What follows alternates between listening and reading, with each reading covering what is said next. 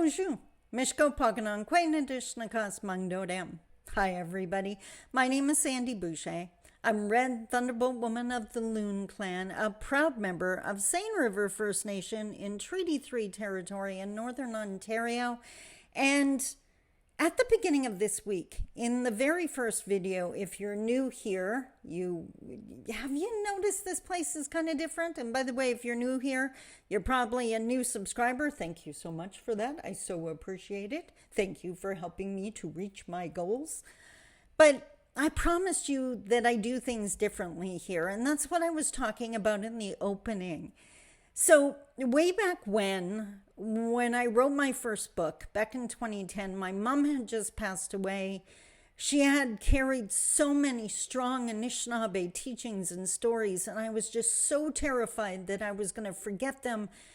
And on top of that, I realized those stories and teachings could help so many other people, and they weren't going to get to meet her now because she was gone. And I felt selfish because I knew them, but I needed to share them. So I sat down and wrote a book. And almost as soon as I started, I heard from people that were telling me, well, you can't do that. You can't just write a book. I mean, how are you going to get it published? And who's going to edit it? And you got to go take a writing course. And that made no sense to me because, as I mentioned earlier this week, I was the girl with the diary when I was 7. I had a journal as a teenager. I have been writing my entire life. And I even tried at one point to go take a course, and true story, the poem they were sharing that night was about a woman who went and got educated and then couldn't talk to her own parents because of the way she now spoke, her new vocabulary. That was a heads up to me, and I literally walked out on that course and wrote my book, and my publisher found me, so meh.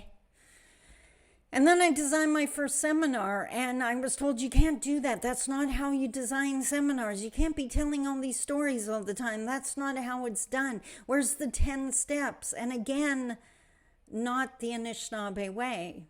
So I ignored them, did the seminars my way. And now people comment on how much they appreciate my seminars because they're so different.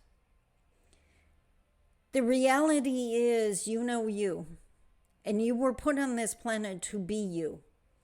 Your power will always be your story, what you're passionate about and what you want to do. And trying to fit in someone else's box that they've created for you is how you lose your happy.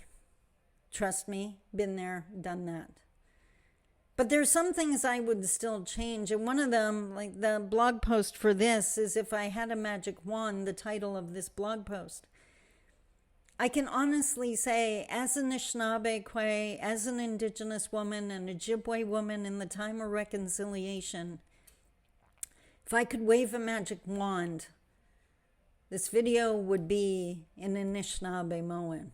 It'd be an Ojibwe, which would mean the non-Indigenous people who want to watch it would have to use a translator or a translator app to watch it, the way that their ancestors should have way back when. So I guess everything for a reason. I'm doing these blog posts and my keynotes and my seminars and workshops in English, building a bridge. But at some point, Indigenous people are going to expect so much more from the other side of the feather. It can't be all about us learning your way anymore. It's about time to meet us in the middle of the bridge. So for now, seminars and videos in English until I find a way and a magic wand. I hope that made sense. Don't judge, listen, contemplate, and try to understand. Until next week, I love you. Take care. Bye-bye.